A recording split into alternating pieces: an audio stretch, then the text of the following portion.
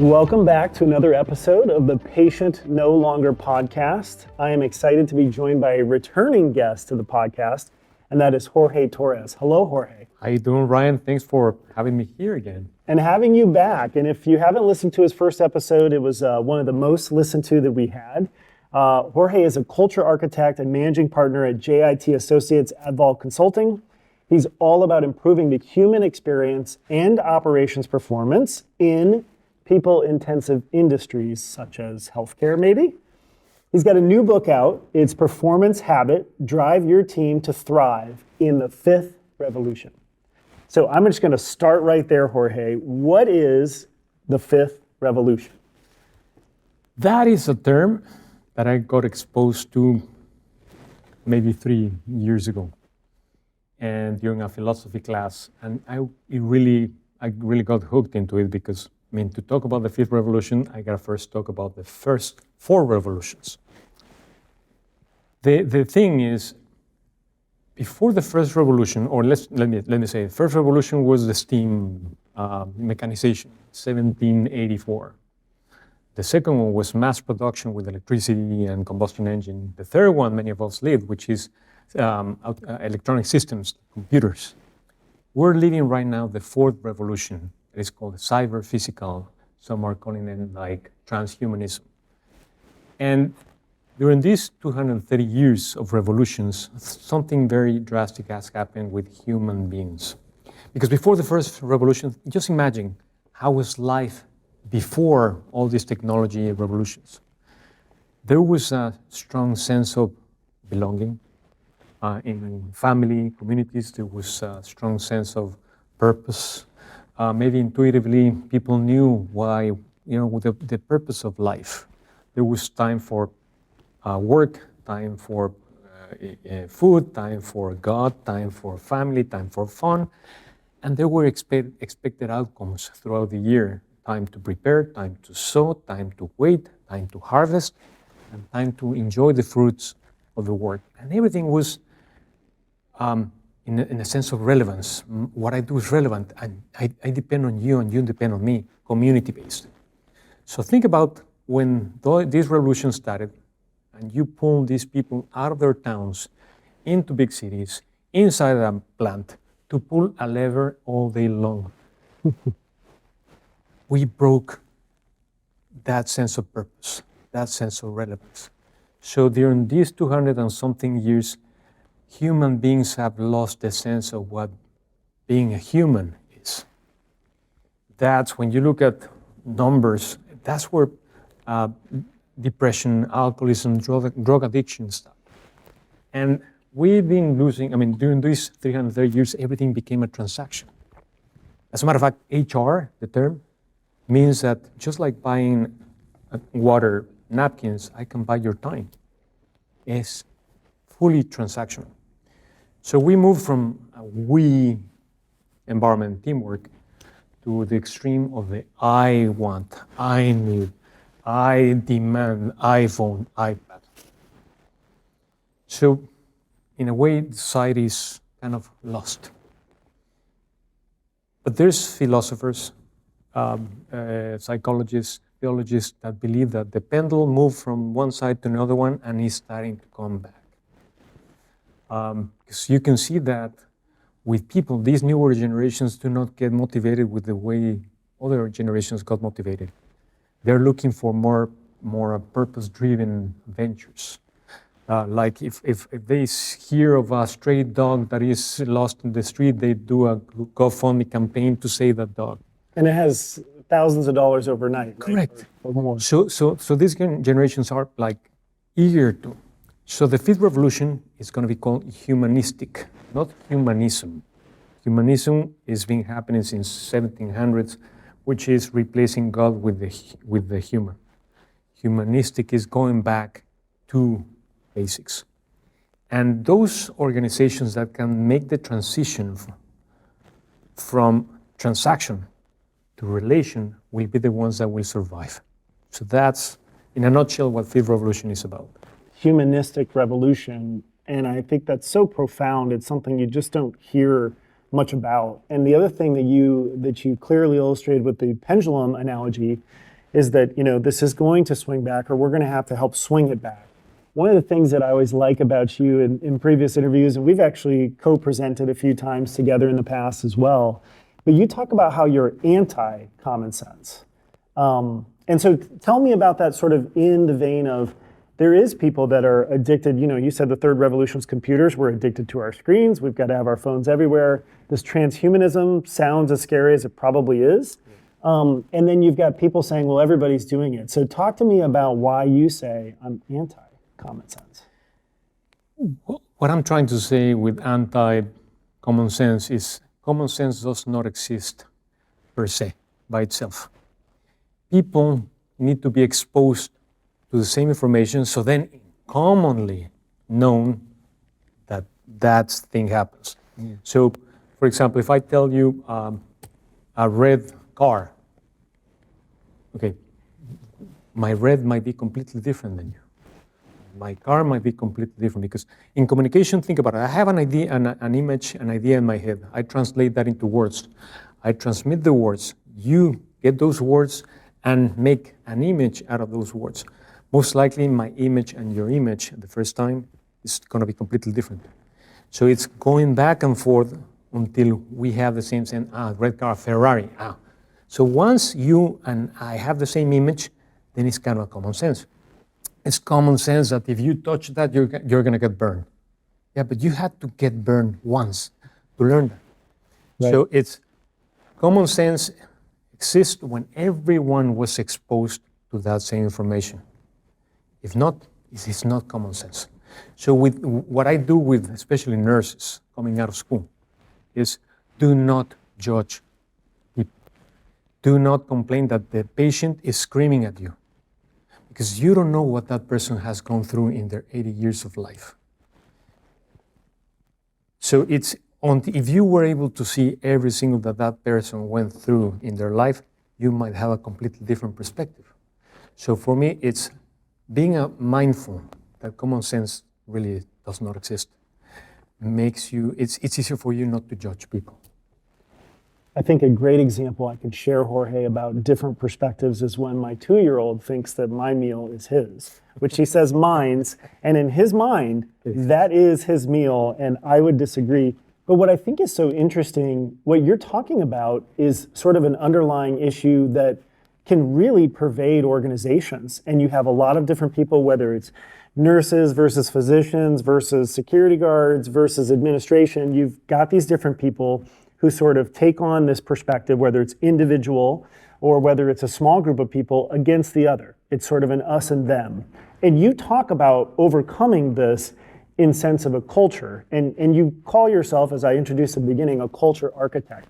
Tell me about this, because one of your most poignant phrases is that culture is not a coincidence, it's a consequence of something. So when we've got different perspectives all kind of roiling within the same organization, what could leaders, or just anyone who wants to improve culture who's listening to this, what could they do to better understand culture the way that you studied it, and then to try to improve that culture together?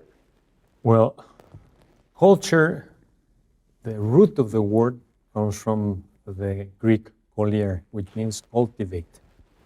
That's why it's agriculture, or physical culture, or floriculture for the flowers.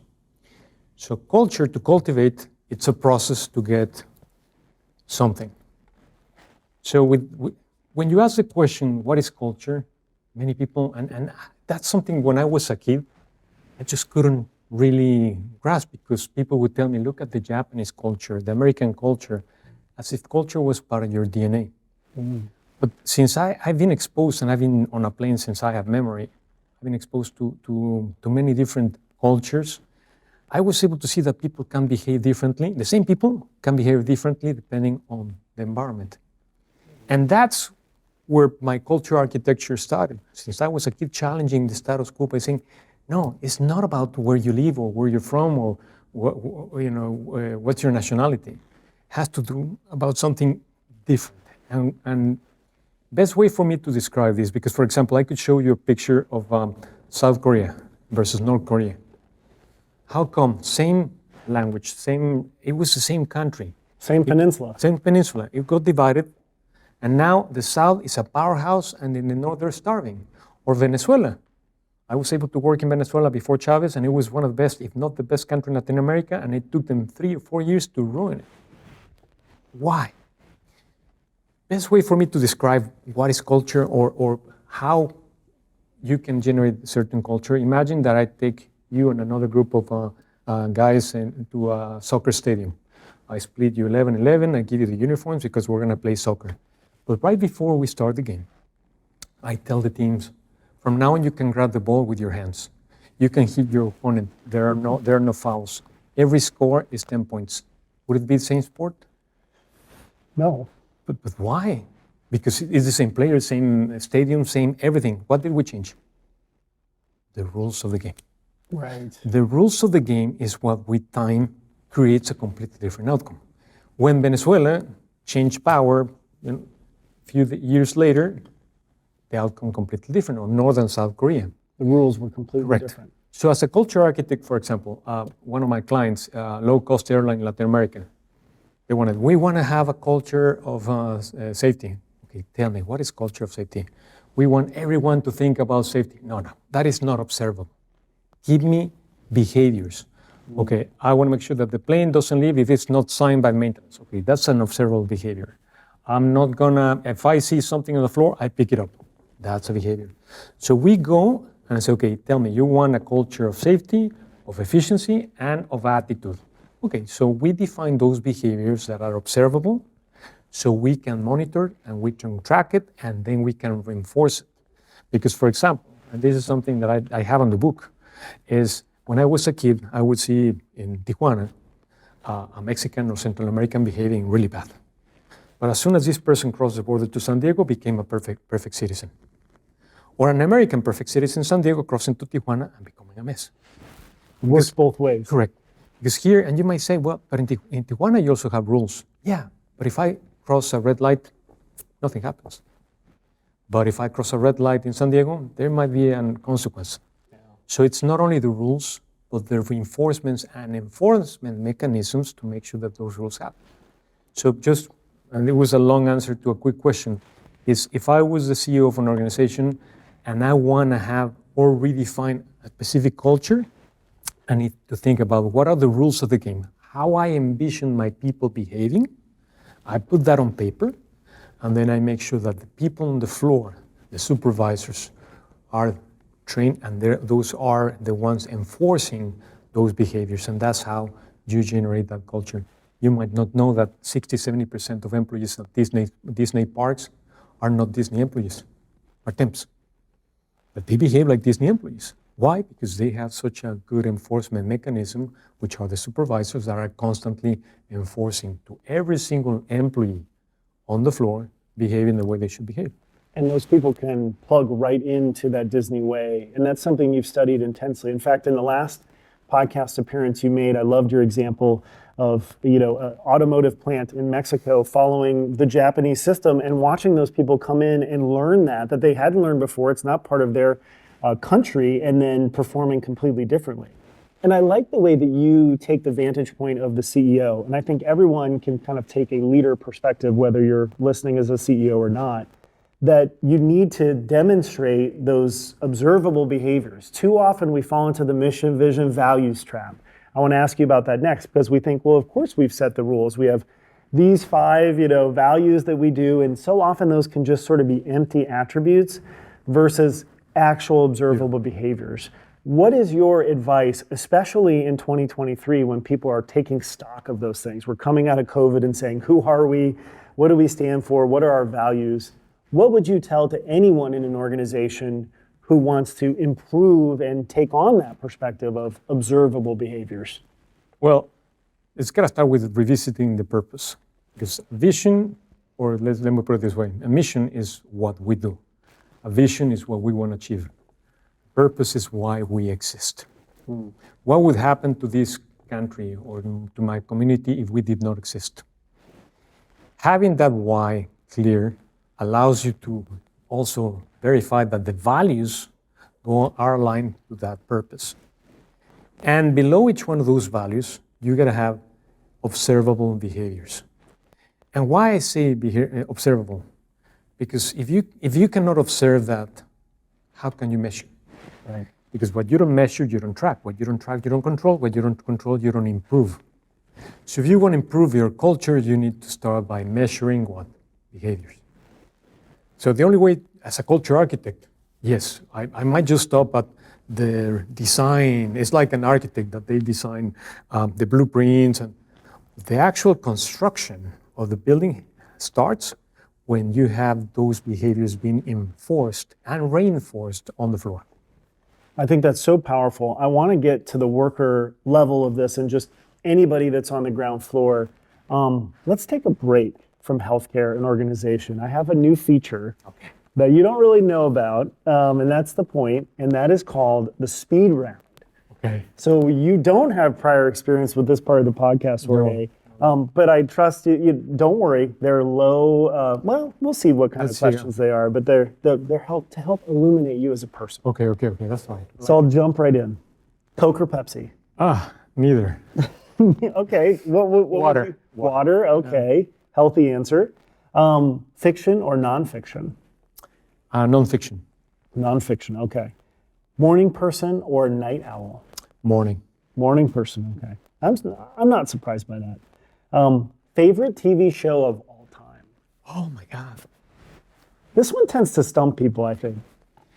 I didn't watch that much TV. I was kind of a nerd. But if I were to choose, obviously it has to be an American TV show. God, how much time I have to I think? finally stumped you. You want to substitute favorite movie? You want to do favorite movie instead? Yeah, The 10 Commandments. Okay. I've seen that. It's a great movie. Yeah. Boston or New York? Boston. Boston. Okay. Very nice. But by far. All right, you heard it, New York. Jorge is he's picking Boston. No, let's dig back in. You do a great visualization of the organization, the vision, the mission, the purpose. And I think there's people on the ground floor who want to have that sense of purpose that we had prior to some of these revolutions. Yes. They don't feel they have it. And we know through NRC Health, through workforce surveys, but also patient experience surveys, you can tell when someone is rudderless in their role and their role is patient-facing. You give a piece of advice in your book that you say, above all else, avoid being seen as a commodity and avoid being part of the transaction. If I'm an individual trying to regain my purpose in whatever I do, could be any part of healthcare, any role, could be a CEO, but if I'm trying to regain my purpose, how do I go about doing that? Number one is the organization must be really good at communicating that purpose. But before that, obviously, you need to make sure that that purpose is inspiring. Because I've seen a lot of purpose in which inspires only shareholders. Or the board of directors Correct. that generated the, sure. Correct.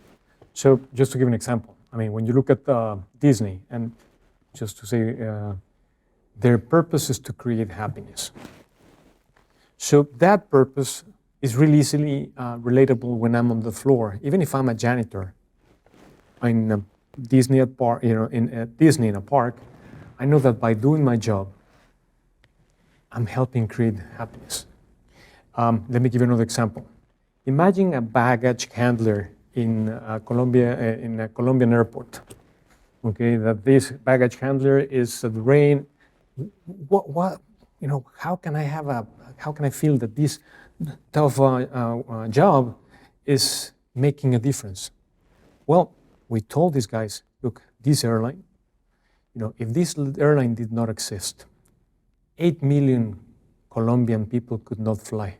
Mm-hmm. So thanks to your job, this airline exists, and you're giving the opportunity to all these Colombians to be able to pay really cheap prices for flying. So you're helping Colombia thrive. The guys, you could see that when they were helping or unloading this airline, they would be so careful and so proud, and then they would go to the one, and it didn't connect with them.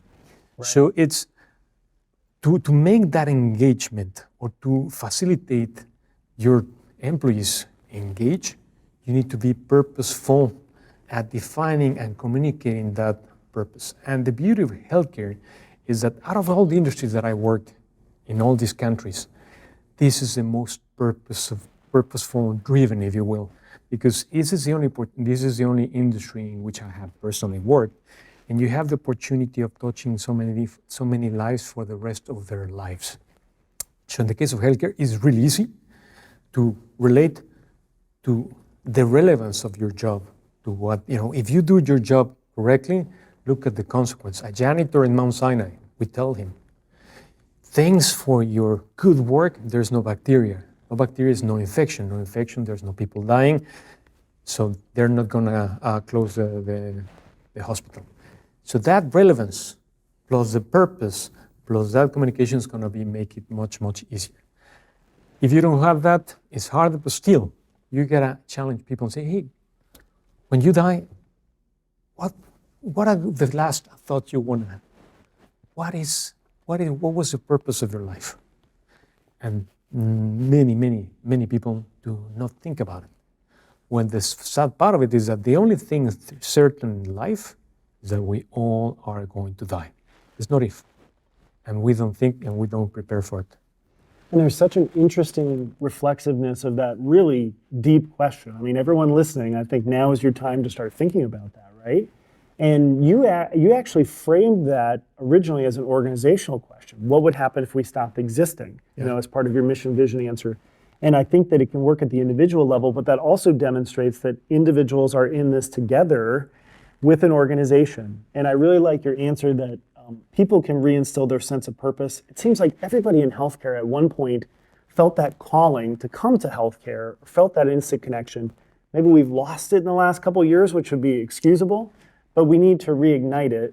One of the things that I think you talk about that's so poignant and helpful is designing culture, which, Jorge, I really don't think people think about culture in that way. I think I'll base it a little bit off of leaders I talk to, that culture is just sort of this thing that they hope it improves, or they hope they can stave off any damage to it, and they just it's this living, breathing thing that they don't have total control for. You don't believe in that. You believe that culture is something that you can design, you can build, you can do things with at any level in the organization. Tell me more about that, because I think people could benefit from this idea of, how do I design culture?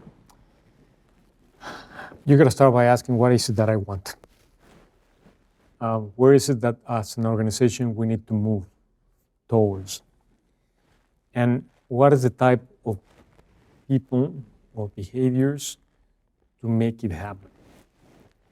And for example, when Microsoft started, I don't know if on purpose, but they created a culture with a lot of conflict. Like it's a lot of competition. Yes. So it is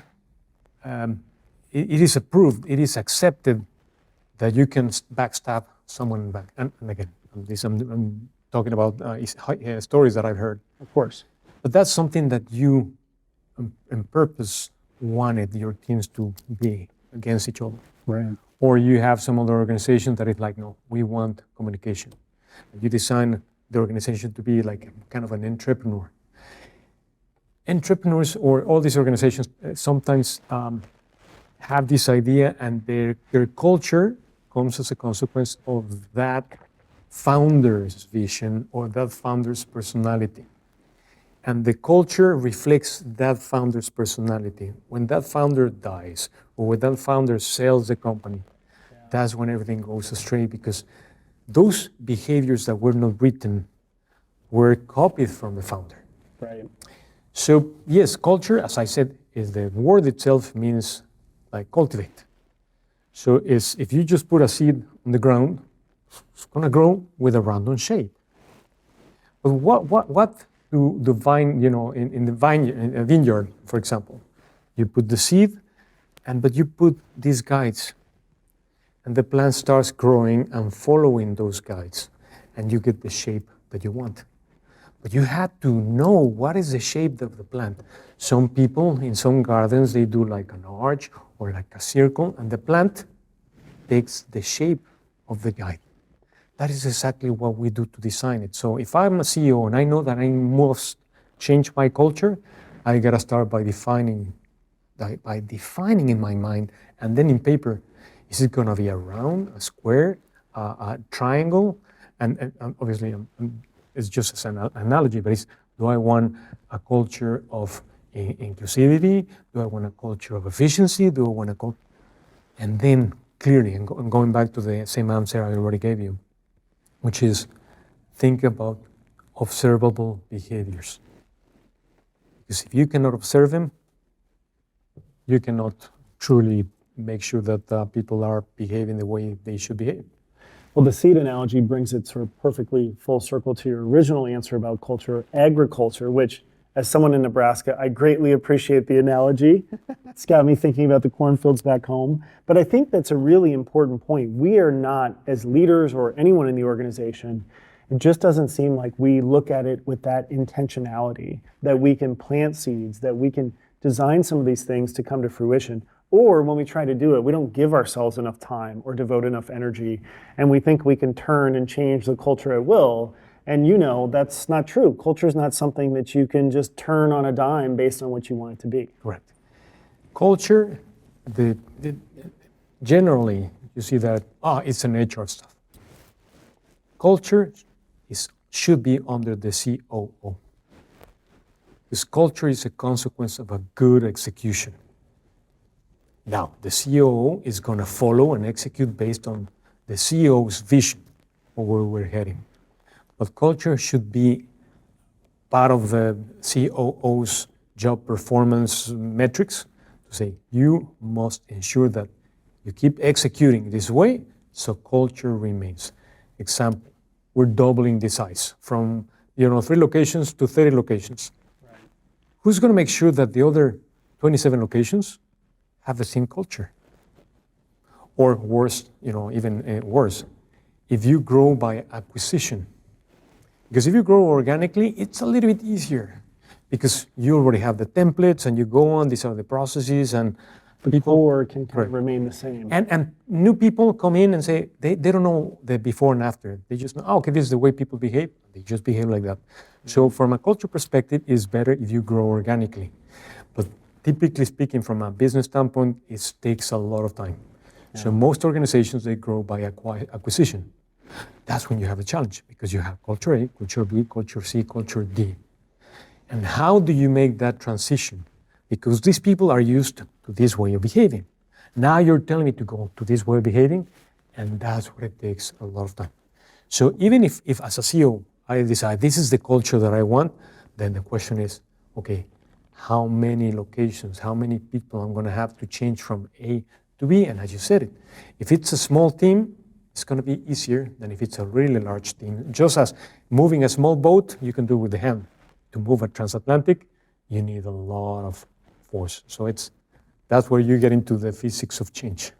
I think that's powerful, and how many COOs really own culture? That's a lot of food for thought. And I could listen to you talk about culture for days. I do have to close with. We could talk about a lot of things for probably weeks on end, but I do want to close by asking this question to you. You had a great answer first time around, and we'll talk about different perspective. But I think someone would benefit if they were on day one in healthcare. So first job, first day in healthcare. What advice would you give them, Jorge, if you were sharing an elevator ride with that person on day one? Please challenge the status quo. Because what I've seen when I came into healthcare after working in so many other different industries, healthcare is like in an inertia mode, and they don't look outside of healthcare, for benchmarking. So if you're coming into healthcare, challenge why this is done like this. Because most likely, they don't know, because they've been in this industry forever. So whenever you come in, challenge it, and even if you're not satisfied with the answer, write it down and have a list of the things that does not make sense to you. Because if a thing doesn't make sense to you, most likely it doesn't make sense. Right. But if you don't write it down to later revisit it, after 6 months of being in healthcare, you're part of the same thing. Yeah. Okay, so that's my advice. Do not be afraid of challenging the status quo. I love that. I think that's good advice for someone on day one or day 3,000 or more. And I appreciate all of your perspective, and the way that you think about culture is so different and so beneficial for us to to put ourselves in those shoes as well. Again, your book, which is all about this performance habit, is out now. We'll link to that in the commentary for everyone to check out more. But I just want to thank you for being a returning guest on Patient No Longer. Thank you, Jorge. Thank you for inviting me back. I'm more than glad. Thank you. Hey, third time's a charm. We'll have you back again. And we thank everyone. Looking forward. Wonderful. And thank you, everyone, for listening. We will see you again soon.